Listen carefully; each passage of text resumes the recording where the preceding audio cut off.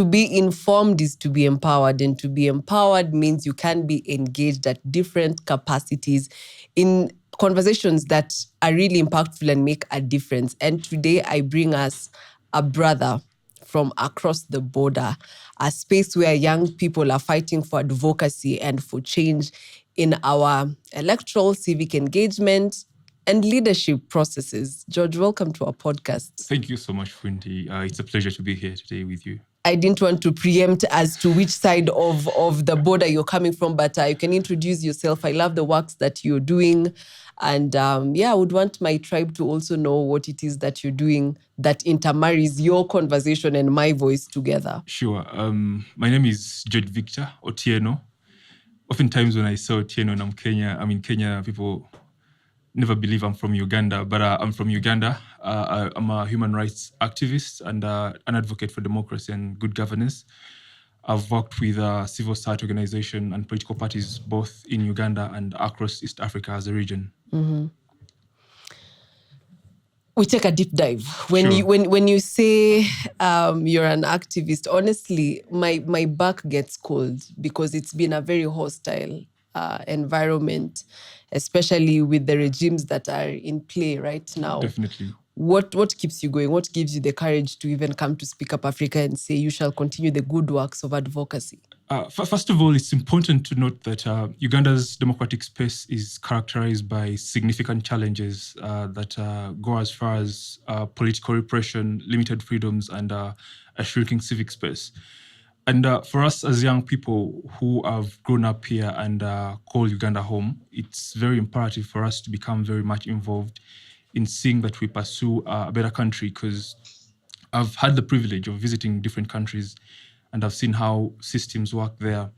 And yet then in our country, things are not really doing anything. And for far too long, we've had a regime that has quite dehumanized the dignity of the normal Ugandan person. And if no one is going to speak up for them, then who else is going to do it for the Ugandan people? George, it's a very murky space to be in because the ideal thing is to speak up. And I think for every government, they should have room for being challenged. And that just speaks into the element of transparency. But Uganda has made that very difficult. The government is making that absolutely difficult. You cannot hold them to account for anything. How do young people amplify their voices more in this space? I think as a generation, we have a privilege of the increasing technological advances that we tend to privilege. For instance, I think in the year 2024, when there was a growing movement of young Kenyans in fight against the finance bill, conversations began online. And we equally had something of the same. I think around July, we started online conversations around corruption, because during that time, there were many scandals that involved the Speaker of Parliament, Anita Mong, where she was misusing public funds with impunity. And it had grown to a level where you imagine that members of Parliament could go to their constituencies and tell them they're stealing money from public coffers to eat with them. So we would question the public. What do they mean they're eating with you when you cannot afford healthy care, when your children cannot go to school, when you have poor road infrastructure? So these conversations were privileged online with creative ideas like activism. We try to use as our talents too, to try and make sure that we communicate our messages to the people.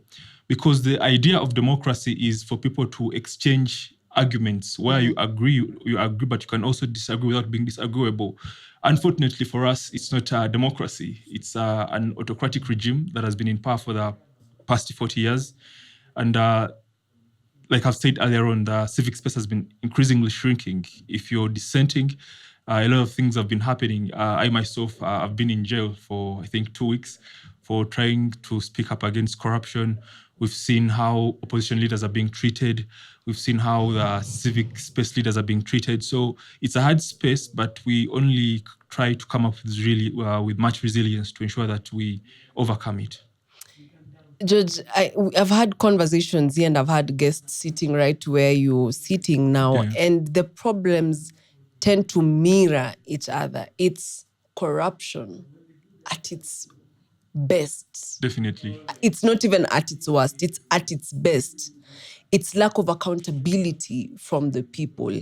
It is systems not working. Our kids are not going to school. Our brothers and sisters are not getting quality education.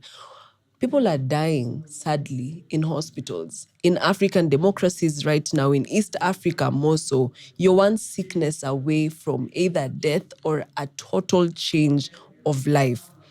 And this brings me to a place where there's definitely something that is amiss. From where you sit, Yeah. if we look at the East African scope, let's talk Uganda, let's talk Kenya. What is the missing link? Why do we have problems that are mirroring? Our leaders tend to behave as though they were born of the same mother, the animosity in them, the disregard to humanity. What is where is the gap for us? I think in Uganda we have a saying that a fish starts getting spoiled from the head. I don't know if you have the same It's thing. the same thing here. For something in Kenya. So definitely the issue comes with the kind of leadership that we've been having for the past years. And far beyond the leadership too, when we look at the structural system of governance that we've had as a region that has been manipulated and dilapidated by the leaders that we've had over the years, that we lack tools of accountability and transparency. So I think it's important for us to ask ourselves, how do we get out of this? My biggest worry is we need to, I think, build an ideological grounding that is disciplined for us to understand what leadership is about. Because over time, I've come to realize, even amongst most young people, when they speak about going into leadership positions, oftentimes they harbor the idea of enriching themselves and not being selfless. And these are some of the vices and vacues we need to look into. What are the values that we hold as communities and societies? How do we look after our people?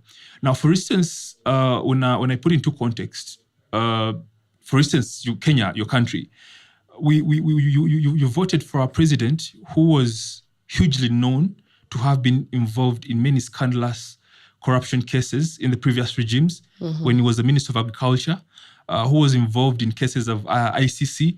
And at the same time, you find that people were overwhelmingly supporting him. So it's abysmal that we as a society also have a role to play. We cannot keep on blaming the leaders that they are the problem, yet it's we the people that continue voting them into power, even when they tend to rig themselves into power. So it's a societal problem. I think the issue of corruption is no longer a political issue. It's a moral crisis that we have as Africa. Because even if we change heads of leadership today, we'll still have corruption. The systems that we have are built in a manner that they sustain corruption. But also, when you look at the ideas of neocolonialism and neoliberalism, with global corporations that tend to want to take advantage of African resources, they also exacerbate the issues of corruption, because when they come here and they want to pass their policies, they tend to lobby our politicians who end up working for them. Yeah. George, it's interesting. And for me, where I sit in my space, I am now more concerned about the people more than the leaders that we have, because they are a true reflection of who we are on the ground. And as you were speaking, I was thinking, we elected a president who had a criminal case at the ICC, and he still won our hearts. So, did he win yours? Not at all. Almost there. But it's then diabolical to expect that he will come in and do angelic projects that will catapult the economy to the next level. But let's take a moment there and look at then how do we shift the narrative that has been sold to the African child about choosing differently. Because if you look back even into history, there's a pattern that really shows, it's like we just put thugs into office, right? And someone can argue and say they win themselves into office. But regardless, when they occupy the space, we allow them. We do allow them to take that space because we do not really hold them accountable. And I will come to that. But how do we change the mindset? How do we bring the shift as to it doesn't have to be the man in the suit, the man in glasses, the man with the biggest belly that gets into office and be a representation of leadership? How do we change the conversation for young people? I remember in your opening remarks as we began the show, you say that information is power, and we have to start there. Oftentimes, I resent some young people, or I feel sorry for them because they do not know what's going on. Even when they seem to know, they do not understand the depth. So I think there is a big responsibility that we need to go back to the grassroots and have as much civic engagement and education as possible. Because, oftentimes you also blame the people that, you're the people that are electing these leaders. But for many of them, they're not literate enough to discern right and wrong, or even to logically question things to the conclusion that is really empowering. So where I come from, we started a movement that is called We the People in Uganda after the March to Parliament peaceful protest in 2024. Because we realized when we went to engage with public people in relation to their role in holding governments accountable, many of them did not understand that they had a responsibility in their democracy. They thought democracy is about elections as an event, and when elections are done, that's all. So there is great work for us to do, one, to empower our societies, to empower our minds. When the minds are empowered and empowered with the right information that can help us discern issues, to question things when there is need to question, but also to be courageous enough, just like the young Kenyans way in 2024, to stand our ground when we need to question these leaders. Because it's one thing voting these leaders into power, and another to stand by and let them do anything one day as they would wish to. So, and I think that's the problem Uganda is still grappling with. We understand we have wrong leaders, but we are yet to develop a national consciousness with a critical mass to stand to our ground and say, you know what, kama mbaya ni mbaya, this is enough. We need to do something about it. And I'm optimistic we are getting there slowly by slowly. The space of civic education cannot be overlooked. I will give you a case scenario in Kenya. There has been an intentional sidelining of the importance of civic education and engagement for the people. Yeah. My parents had a subject in school. We call them subjects here. Same as Uganda. Yeah, that was called civic education or something. But it was part of their system when they were in school. Somewhere along the line, that was changed and tweaked into something that was called social studies. And I took social studies as a subject. And primarily what that taught us was history of our leaders, our geographic mapping of spaces and tribal lines as to which community occupies up until where. Basically, if I look back, that was it. And then now when you get to secondary level of education, there's now you either choose geography or history. Same subject, but just splitted into two. And then there's the religious education. And then you get to tertiary levels of education where civic education is more or less a personal initiative. I don't know about Uganda, but I think in Kenya, there is a deliberate sidelining of civic education from the people. And what that does is it takes away the tool and form of empowerment, because a people that has no information is a people that cannot make better decisions. What is that standing in Uganda in terms of civic education being plugged into the education system right from the start? Considering what you tell me, I don't know whether it's Kenya benchmarking from Uganda or Uganda benchmarking from Kenya, because we've had a similar situation during the time of our parents, because these are stories they tell us. They used to have a subject, whereas you called it social studies, it was political science in our country that taught people about their rights, the constitution, about democracy, etc., etc. But over time, it was scrapped off, I think, completely, that it's never taught anymore in primary and secondary. And we also study the same things as you study in social studies about the geographical boundaries of our country, the tribal landmarks, the founders. We were told John Speak founded River Nile, so we don't know where it was before he came. So this has been the problem, and I think this is a very uncomfortable conversation that we need to have as a people within the region. What's the role of our education system in the mindset structuring of our people? Because I think it contributes to the issues like tribalism, a disempowered mind, that people are not even able to question anything within governance and anything happening in the country. And for us, it has gone as far as the government defunding social arts and social sciences, I should call them that. The president has vehemently, on many occasions, said that arts teachers are less imperative than science teachers. In fact, even in how they're paid, he has said he would consider paying science teachers more than the social science teachers because they do not contribute much to society, because he knows the power that comes with social sciences in empowering the mind. So to them, an illiterate mind is more useful than a population that is empowered. So there is need for us to rethink our education system on how it impacts our livelihoods with how we relate in our societies. Because imagine if you're taught in school that you as this tribe, this is where you belong within these boundaries. If you go into this area, that's not your home. Ideally, at that point, in your mind, there's that anchoring of we belong here and they belong there. If a person from the other side comes to your side, it feels like, he's a foreigner. And yet you're all Kenyans, yet you're all Ugandans, you're all East Africans, you're all Africans. Like it has been said about the illusion boundaries of Africa. So there is a need to rethink our education system and how it empowers the African mind of our children.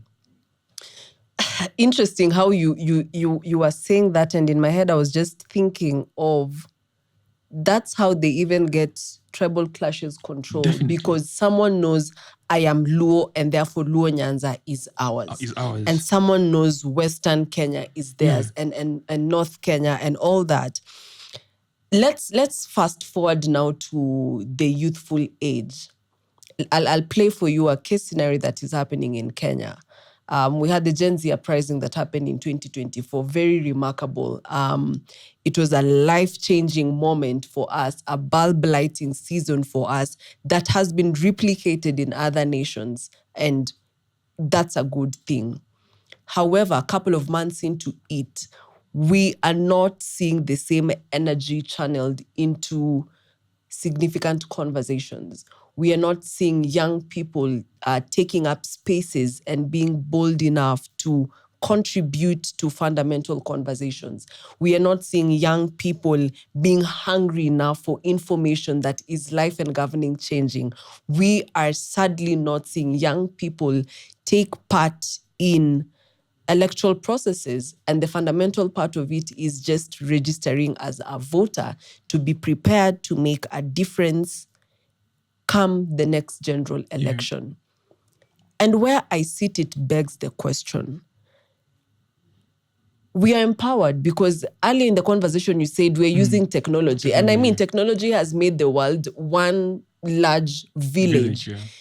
And so it's disheartening that we can be so empowered in terms of AI, in terms of acquiring skills, in terms of doing all that.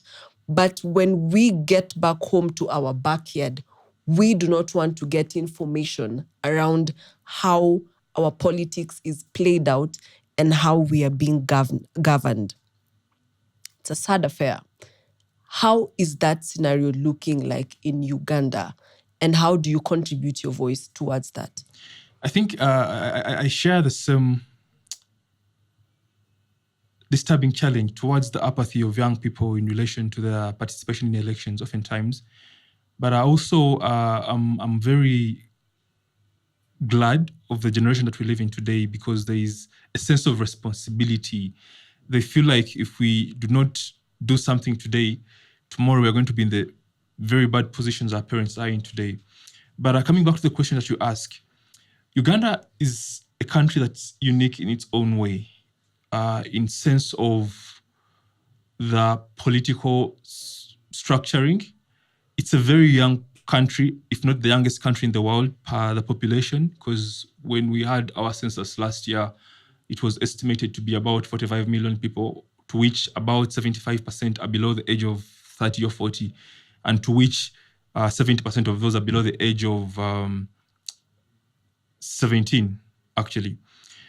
And I've been using my voice very strongly in relation of mobilizing and community organizing to ensure that we have as many young people occupy the spaces that you speak about that could influence policies to restructure the issues that we're talking about.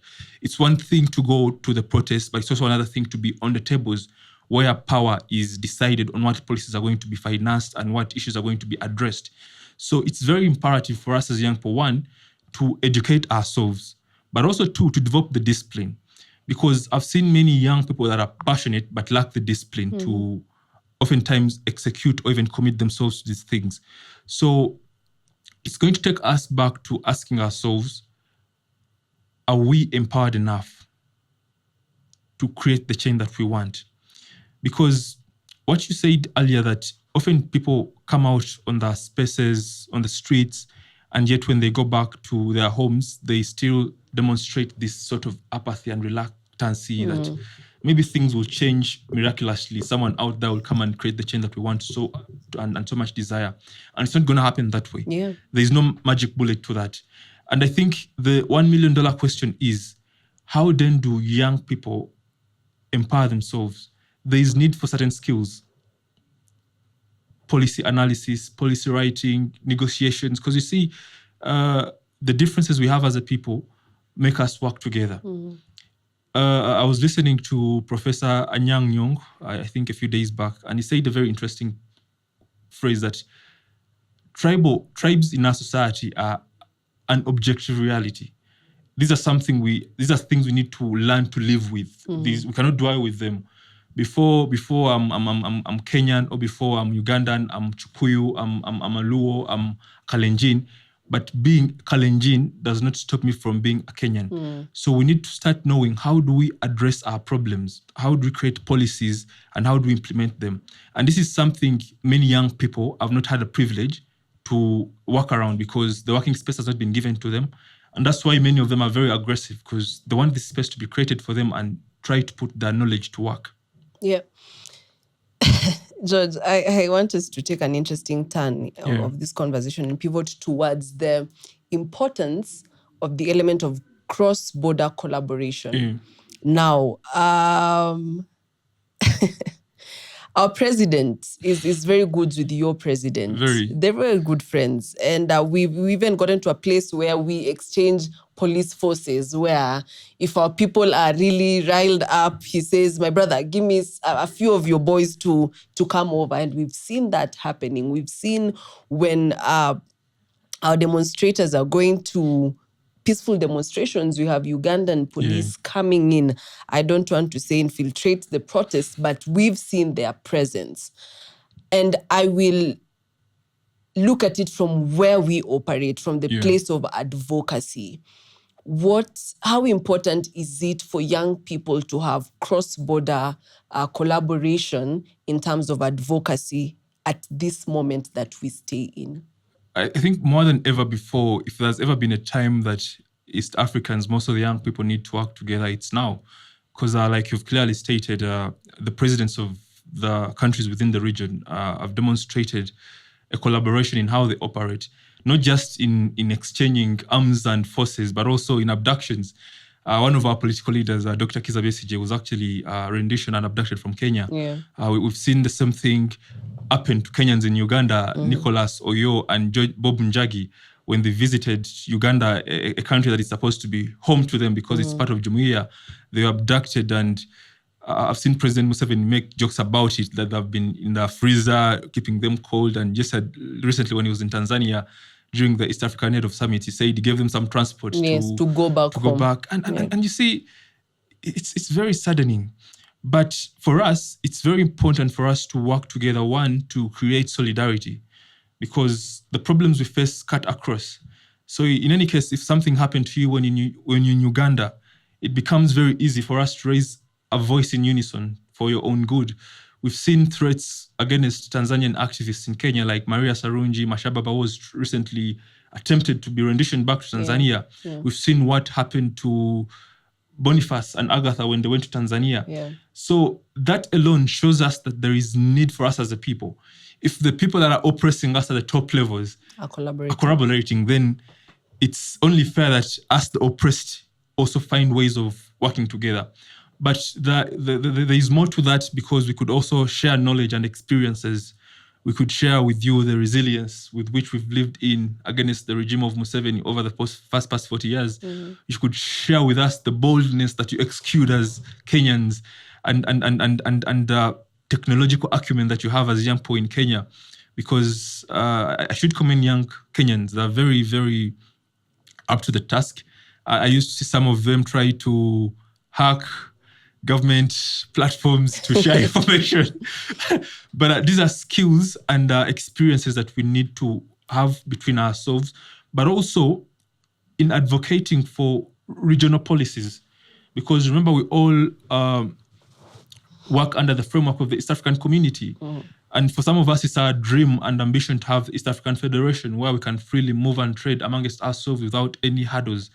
So it's very imperative, albeit the challenges that are there and put unto us by the leaders that we have in East Africa, for young Kenyans to work together with young Ugandans and young Tanzanians. Do you think our leaders will sit and allow that to happen? Because I think they have such supreme power and control over what really, really trickles down and happens in these democracies. I'm just thinking, do you think they will allow us the space to come together? Because I promise you, they know. They know the power that is there when a people is awakened. They know the power that is there when these East African blocs collaborate, and more so the young people. Think about that. How does that play out? I think that space will not be allowed and given to us. We will have to fight and take it, because I think the leaders that we have were once before in our position. Actually, if I give you a little bit of history about Uganda's liberation struggle of Museveni, because Museveni came as a liberator. So when Museveni was exiled out of Uganda and studying in Dar es Salaam in Tanzania, he was being harbored and supported by Mwalimu Nyerere. So when he came back to fight the regimes then, he was being supported by the TANU, which was then later became CCM. So Museveni himself understands the significance of national collaboration. He knows that, let's say, if the young people of Uganda are collaborating with the young people of Kenya, or perhaps the government of Kenya, it becomes easy for him to be overthrown. He has seen this, they've seen this in the Arab Springs, when the people of Tunisia rose up to their governments. It crossed to Egypt and the countries within the Western African hemisphere. So we should not sit back and think that the governments that we have today are going to give us that. We really need to fight for it and take it. And that's why it's important for them to ensure that they have leaders of a similar character in power. If they have Museveni in Uganda, they have Samia in Tanzania, they have Ruto in Kenya, they're going to create their own dynasty where they rule us with an autocratic hand without doing anything. And that's why, for me, if I got a chance, I would love to question the forthcoming leaders, the potential ones that I see that are there today in Kenya. What is their view of the East African community? Because oftentimes, when we fail to find justice in Uganda, we look up to the East African Justice Courts or the East African Federation. But it's bemusing that the president that would think, that would speak about the dignity of the human beings in Uganda, they never say a thing. We saw what happened in Tanzania, only for Ruto to come out and congratulate Samia. It was a heartbreaking moment, really. So you get? So we need to have leaders in Kenya. And this is something young Kenyans should ask the leaders, the Kina Musyoka, Gachagua, Babu, now we have Sifuna, yeah. Because if we have the same presidents, leaders that are going to come and massage the existing structures of imperialism and dictatorship, they could end up becoming the same as Museveni or as Samia. We've been seeing the developments from Iran and how the global leaders have been standing out. And it's been very inspiring seeing the Spanish Prime Minister vocally speaking out and saying, you know what, we're not going to allow the American soldiers to come on our bases, to use our bases for anything to attack Iran, in as much as we do not agree with the Iranian regime. So these are the kind of leaders that we look up to. If we would have such leaders in Kenya, it would be a great milestone for us as Uganda and the region at all. It's interesting how they were once oppressed and now they grow to full dictators. But anyway, That's how they always come from hustlers to yes, to building dynasties. And I was on a conversation the other day, and somebody told me, because I say, George, do you know, sometimes it really saddens me that you're so corrupt, you are such a big thief that you're almost stealing from the dead because hospitals are not working. Kenyatta National Hospital, which is one of the biggest referral facilities we have, I think even in Eastern Africa, medicine is a problem. Yeah. You're one sickness away from generational poverty, or even death, which should not be the case. If you look at the levels of taxation in our country, George, it's disheartening. And I say sometimes we need to be angered enough for people to say, we want accountability. But let's take a pause on that and bring technology into the play. Here at Speak Up Afrika, our aim is to continue bringing conversations that inform people, that we create a platform where people can be engaged and therefore be empowered. Yeah. And that's the best way we can leverage on technology to reach the masses. What is the role and significance of tech right now? Because even on a global scale, tech is evolving and evolving really fast. Very fast. So we cannot detach it from the importance and the role that it plays in politics and governance. So I think the best way to even tie that question is, what is the relevance of technology when it comes to civic and political education and engagement? Actually, I think, if anything, we should be lucky we're not born in the Stone Age, the Industrial Revolution, because what technology does right now eases most of the things that took ages to make then. In response to the question that you ask, is technology is one of the things that has enabled easy access to information. Whereas that comes with its own challenges of misinformation and disinformation that we should also try to work around. But it has created easy access to travel and engage. Back then, for me to attend an international conference, I had to travel miles to go into another country. But we could easily converge on conference calls with people globally, which makes exchange of cultures, exchange of ideas across borders very much easy. But I think technology has also enabled young people to be employed. It's a very great source of employment today that I think our government should work in ways on how they could subsidize technological appliances, but also create a subsidized tax on data services. Because one of the things we're still grappling with in Uganda is the expensive data. It's very, very expensive. Jamani, it's very expensive. So with the understanding of that, we need to create an infrastructure that privileges the increasing technological advancements. Because in as much as there is a great advancement in technology, we are still lacking behind as Africa in fintech, in transport, in films and everything. And there is still a way that we need to go. And my hope is if we could have passionate governments in line of that, because it's a great source of employment. In fact, if I were Ruto, with the looming unemployment in Kenya, I would invest much more in technology and data services to keep these young people very busy, to have them not go to Mandamanu. But because our governments do not want to see people being empowered financially, they do not tend to invest there. And it's also a source of revenue for governments. In any case, if they do not see it that way, if their worry is the young people are going to become maybe more empowered and something of a sort, it's a source of revenue. If you look at how, when I usually take walks in CBD, I'm usually amused by how many young people are working with digital cameras, taking photos and everything.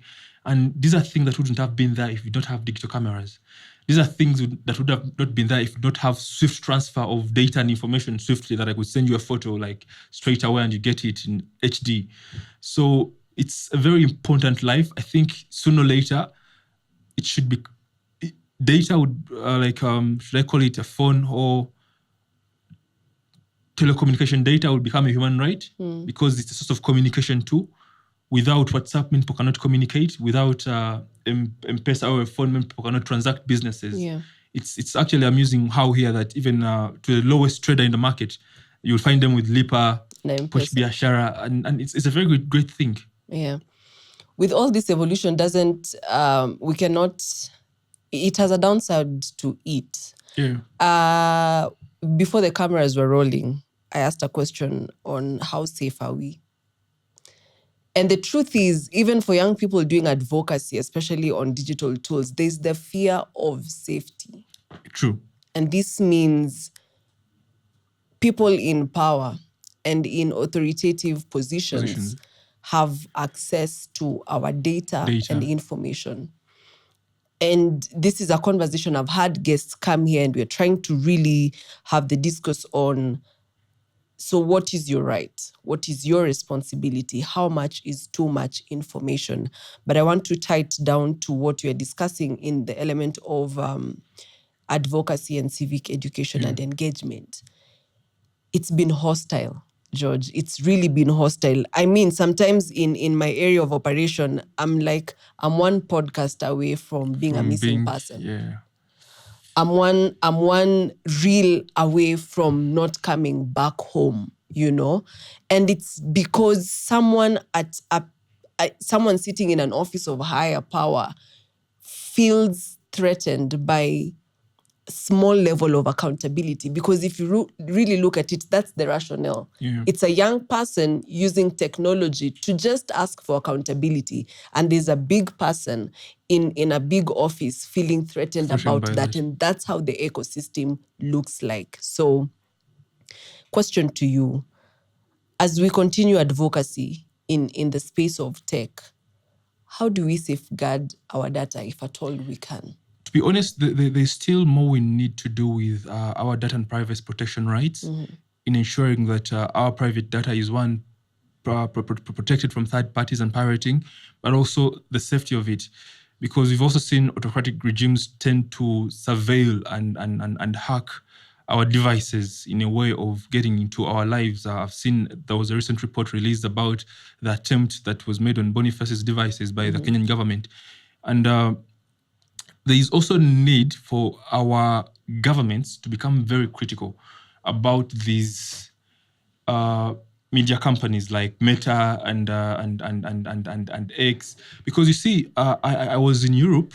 I think last year I was in Germany, and one thing I realized about Europe as a zone, as a market zone, is there is a high level of standard to which these companies must meet in ensuring the protection of the data and privacy of the users of these media platforms, which is not in Africa. Most of our markets are very open to these investors. They'll come with all their platforms as they want, put them there, we access them, our information is shared.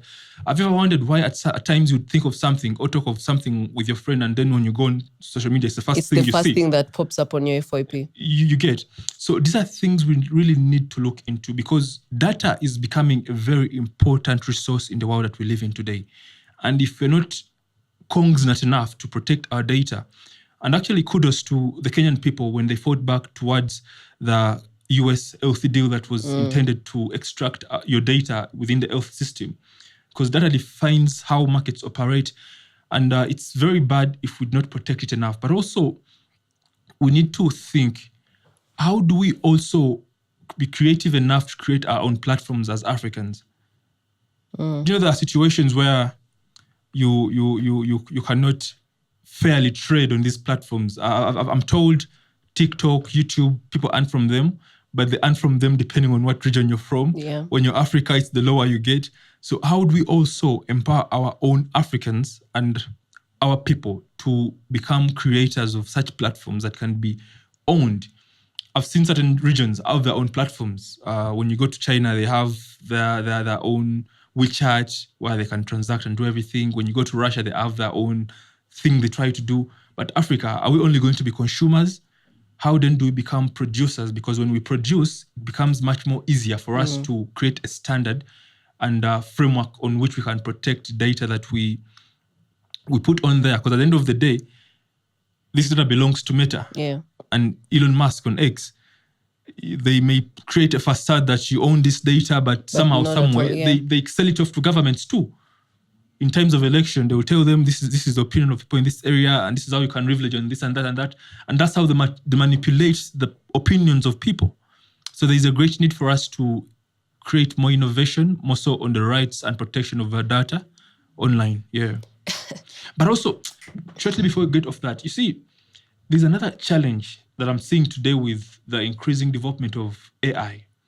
Have you seen when someone posts their photo and then someone tells Grok, make her stand with me? And then it produces a photo with you. And imagine, let's say you've gone somewhere, you're having your own fun, and someone takes a photo of you, or you post your own photo, and then someone instructs Grok to do that photo with whatever they want it to do, and dress her. And then it does so. And then maybe your parents sees that photo. These are things we need to be cognizant about. Like, if our government were very serious about these things, they would tell, maybe let's say Meta, your AI cannot do A, B, C, D. If it does so, we're going to hold you accountable as the hosting media company for this. Because oftentimes it becomes very hard to trace down these people. You will not trace every random person on the internet. But if we could hold these companies accountable in such violations are made, it would be very great. George, let me give you a sad self-analysis. And this has come up in very many conversations that I've had. Number one, it's the element of, did we ever gain independence? No. Our forefathers and our leaders who took part in that fight had an exchange. It was a trade. In Kenya, we know of leaders who were given land and land was sold back to us, and it's still debt that we are paying. And therefore, we are still caught up in the cycle of colonialism. I believe we are not free. And therefore, that speaks to the kind of measures that can be put on investors, even as they come to bring their innovations to us. I mean, talk about China. China, you just don't bring anything there. They totally control their spaces, their technological spaces, and what information is given and what it can do. And that, in great measure, protects their people as well. But as African democracies, I mean, our leaders are going to bed with these people. So they don't have the strong muscle to say exactly what you're saying, that no, even as you bring this technological innovation, I mean, our policy states that you cannot allow it to do 1, 2, 3, 4, because in the back room, George, I mean, they're in mining, they are in transport, there's a deal they cut together, there's land that is being sold. And I mean, our leaders are just selling us to the enemy with every sunrise. And it's a disheartening fact. And that brings me to accountability. I've had many guests and conversations, and we always say, what if Sifuna goes into power and becomes a replica? It's just the same systems, but his outfit is cut from a different cloth. And he will tend to behave the same way, manipulate the constitution and policies to ensure he's there for a certain period of time. And when he's done, he gives the baton to the next leader who was maybe once young, championed for change, gets into power, same story. How do we hold them accountable? From things like data privacy and protection, corruption, government misuse of funds. I mean, all these things strongly speaks on accountability. How do we start? If at all, how do we continue? But how do we intentionally move the conversation to the space of, no, it's accountability. George, you didn't do. I think it's very important for us to, first of all, understand the evolution of African colonialism. You see, during the times of colonialism, power was envisaged in control of territories. How many territories did you control as Britain, as France, as Spain? But with the advancement of civilization, I think they realized they could no longer control territories. and it metamorphosized into what is commonly known as neoliberalism, neocolonialism, which is more into controlling markets. And that's why you see for most African states that gained their independency, there was a great demand and pressure on them to privatize their institutions so that they could be controlled by private investors. But these private investors were actually these colonial corporations that were in Africa controlling. You know, Uganda and Kenya were companies. It was called the Ibeco, were company to the British Empire. So when they gave back us our territory, they still possessed control of our markets because they were still in control of the major infrastructure that were influencing production and manufacturing. So in such a scenario, we need as Africa to start developing very bold leaders that are going to reclaim back control of our own resources and our own markets. You see, most of our democracies, and by the way, power is not just about being president. It's about controlling markets. What markets can you access? How much do you import, export? And unfortunately for us as Africa, we've allowed ourselves to be consumers of everything. And at worst, the worst quality of everything that is produced from the outside of this world. And yet, not many of our produces are consumed by their markets. If there is anything that is consumed by the European, American markets from Africa, it's the finest of resources that we need as a continent. Like our mineral resources, like our fine coffee, our good cocoa that makes chocolate, and all those sort of things. So for you to understand the ramifications of corruption, of colonialism and why they still exist in a blurry manner and subtle way, is what I told you previously. The global corporations that oftentimes lobby for policies to protect their interests within the African markets. Because if they came here and they want to build, let's say, a road, have you ever asked yourself, why would China construct so many roads in Africa? Yeah. Why? Because it's one of the big manufacturers of cars. But remember, they're loaning you these roads, and then you're going to buy their cars and drive them on these roads they've built for you. So they're not just doing it out of favor. Out of goodwill, yeah. You get, because they also have interests. I mean, what do they gain building your roads? Because I think I was stuck in traffic the other day and told someone who I was sitting with, do you think Kenya will ever solve the problem of traffic congestion? And they're like, yeah, it's possible. And I ask them how? How? Train, blah. I'm like, do you think they're going to let that happen? Who do you think the Chinese, the Germans, the US will sell their cars to? You. Well, for them, their cities are free walk. They have speedy trains and everything. So they are cycling to work. Cycling to work. I've seen Prime Ministers who cycle to office. Yeah. And for you, your president has a motorcade of over 20, 30 cars. I think 50. Yeah. You get. So when you think of these things on a wider perspective, and it's fair to question, won't Sifuna become suspectable of what Ruto is today? Do you know the role of IMF and the World Bank they had in the finance bill in Kenya that the young Kenyans protested against? They've got us because they control the markets. If you do not do this, we won't do this for you. So that's why there is a great need for bold Pan-African leaders. I draw great inspiration from leaders like Thomas Sankara, Julius Malema in South Africa, because they understand what Africa needs to be. We need to shed the apathy and fear of the colonial rule and control.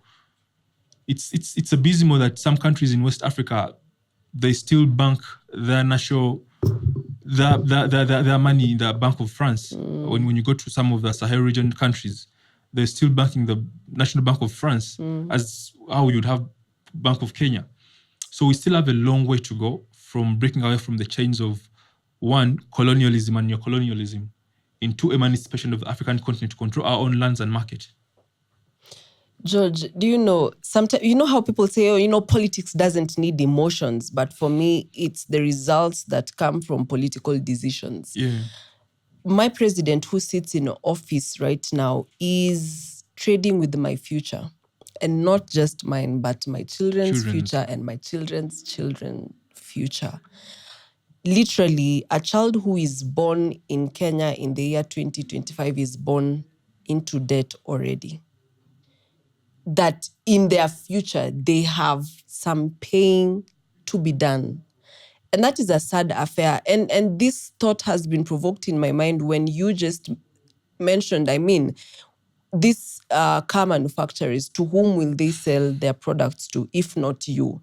And the leaders who are there now will be given very lucrative deals. And without thinking twice or really thinking into the future and having the best interest of the people at heart, they sign deals. Yeah. Deals that have aftermath of to the tune of 50 to 70 years in the nation. Those are the kind of leaders we are having sitting in office and power today. In 2024, we took it to the streets and we had said, Fagia wote. Let them all just go home. We don't want to hear anything. Let's go home and start afresh. That proved to be a bit difficult. But even from the conversation we are having with you, it almost feels like, George, if we could pause and, you know how you restart the button and say, okay, fine, can we start afresh? But practically speaking, for African democracies, how do we start afresh with our leaders? Is there anything that you can say, this is far-fetched, but this is a 4-step structure that could go into clearing and just bringing a new, different crop of leaders into power? Do you think it's something that can ever happen? It can happen, because I've seen and engaged people that share minds that prioritize Africa as a people and as a continent. But also over time, we've nurtured more dealers than leaders. That's why we find ourselves in this vicious cycle of leaders that subject themselves to the rule of the unknown, of corporations and so on and forth. The reset of Africa comes with huge sacrifices that we will have to forego as a continent or as nations, to honestly say so. Because we've seen how nations that have seemingly tended to break away from the way China. things do or operate, the repression they seem to get from the US, that's when they will remember, we have to go and restore democracy in this country and try and do this and that. But I think, if anything, we need to become more ideologically inclined in a way that reminds us of who we are as a people. Ubuntu, what do we want? If you ever want to understand the impact of generational success or failure, look at families like the Kenyattas. Now think of a family that had nothing when Kenya got independence. Yeah. If the Kenyatta family has been able to be that way because of that generational blessing, so should I say. So think of families that have not had that privilege. What have their generations been like? So we need to go back and remember who we are as a people, our cultures that brought us together, our land. We need to own it. It's interesting that many people don't own their own land today. You live in a country that you don't even own land in. If you die today, we would even struggle to find where to put your body if you don't burn it. Yeah. You live in a country where you only own citizenship by birth, but there's literally nothing you own there, not even the rights. And there is need to also think of things like African security. How do we protect ourselves as a continent? Yeah. If countries that have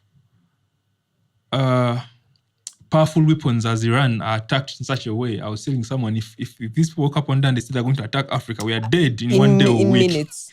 So these are things we need to rethink, and it needs and takes bold leadership that is anchored on great ideological understanding. Honestly, I don't understand the ideological background of most of our leaders today. If you told me the ideological background of Ruto, I don't really see it. I don't know it. It's not in him. He only wants to be a leader and a president. That's all I see in him. Museveni seemingly had it, but he lost it.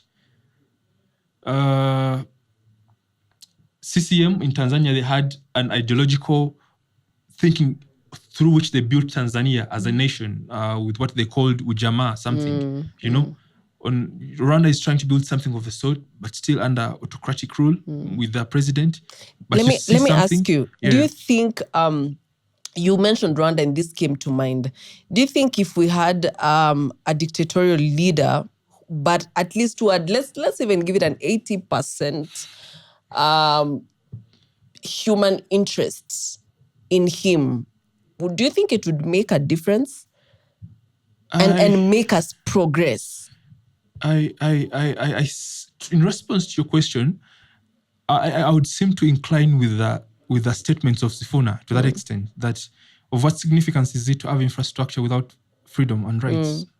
So there are certain values that should precede development. In as much as you could have a beautiful infrastructure, when you cannot exercise your right of freedom of expression, free movement, security, you don't feel safe in your own country, then they cease to meet anything. Yeah.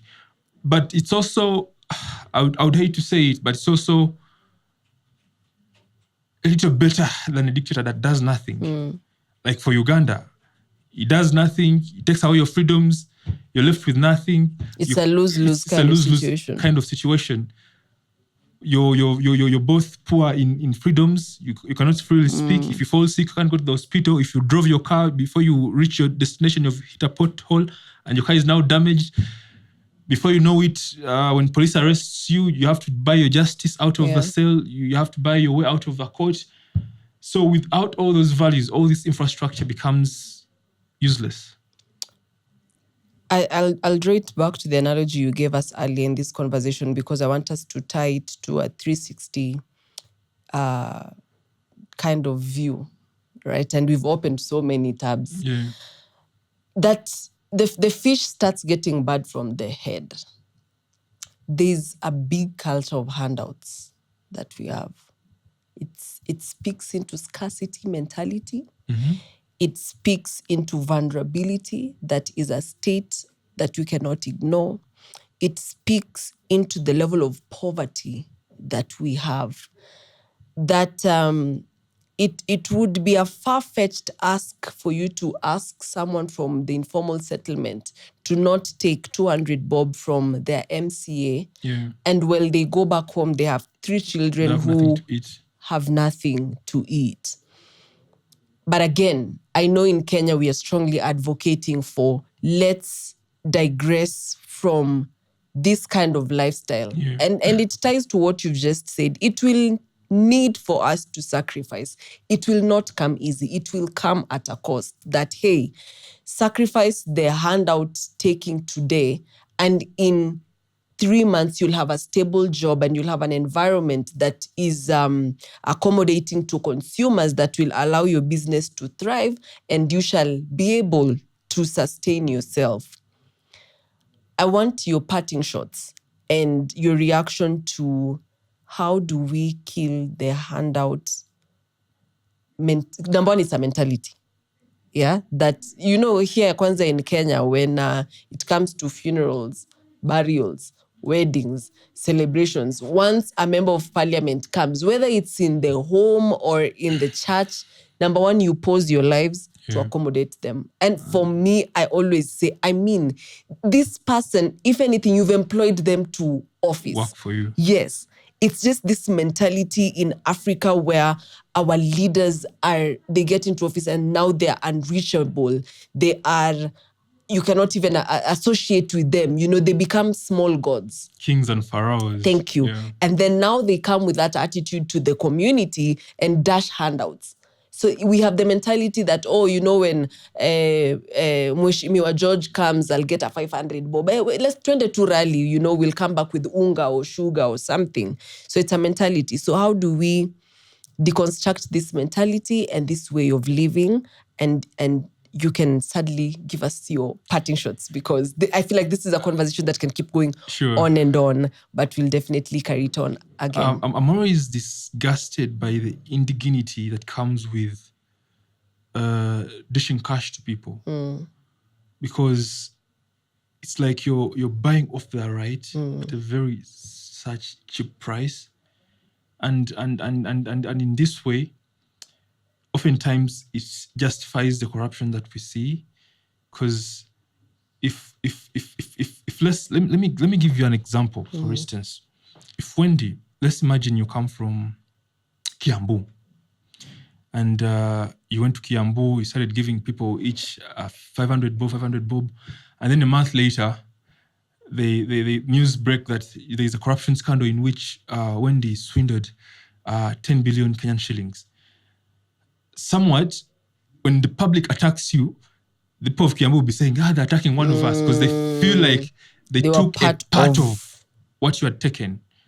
And this is the problem that we've been having in Uganda too. I don't think it's a unique experience for Kenya alone. It's actually much worse in Uganda than it is here. That people are bought off, and it keeps going high. Even MPs are bought off when government wants to pass certain bills, and they're not persuasive enough. They will dish money to MPs to the level that even our presidents now are bought off. So the cash mentality is not a mentality that is just a problem for our people. It's not that our people are given less, but even our leaders are dished cash too. And we need to start learning to solve problems long-term than short-term. Because what people think, in Uganda, people have this mentality that since it's election period, this is the only time I have with this leader. So if I don't get anything from them right now, that's it. I will not get anything from them ever. So they think if I can get like a 10K from them now, even if they go and don't come back, I would have eaten some meat, or I would have gotten a bowl of soap from them. And these are things we need to change. We need to, I think, remind people of what the role of a leader is. What is a leader supposed to do? Is the leader supposed to give you cash for you to vote for them? Or is the leader supposed to do A, B, C, D for you to vote for them? If there's anyone giving you money, that means there's nothing that they're going to do for you. In any case, if someone is going to do goodwill for you in power, why do they need to give you money?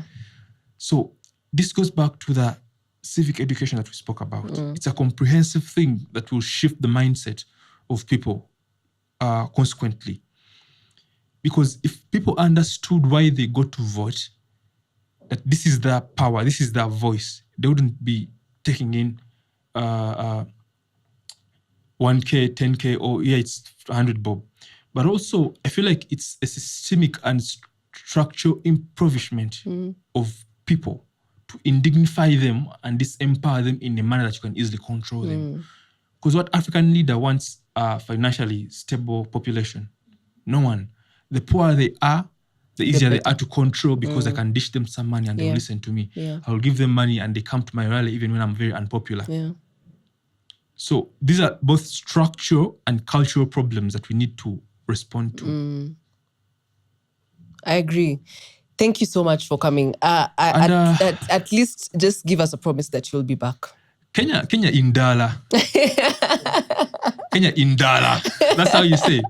In Luo, Kenya indala. Yes. I'm coming, and also we're going to meet at the finals of AFCON, Uganda and Kenya. So you better be ready. You better be ready. All right, and it's at least it's a blessing that you can afford a laugh amidst the chaos of the conversations we've had. And thank you so much for coming. And I can tell the people from Speak Up Afrika, we will definitely be having you back here for more conversations. We have a lot to really unpack. Yeah, very. Thank you so much for joining us in this conversation today. And the truth is, you have rights that are yours. By the fact that you have a Kenyan nationality, I like what George said, there are rights that come with it, as much as there are responsibilities that come with it. We are an empowered generation. We are living in times where technological evolution is happening with every sunrise of every day. Therefore, take up the role to get informed and be empowered, and don't just take handouts because then you're so vulnerable. And those are the conversations we keep unpacking here at Speak Up Afrika. We are so grateful for today's episode. My name is Wendy Lois. For this episode, I will love you and leave you. I will be seeing you on the next one. Kwaheri.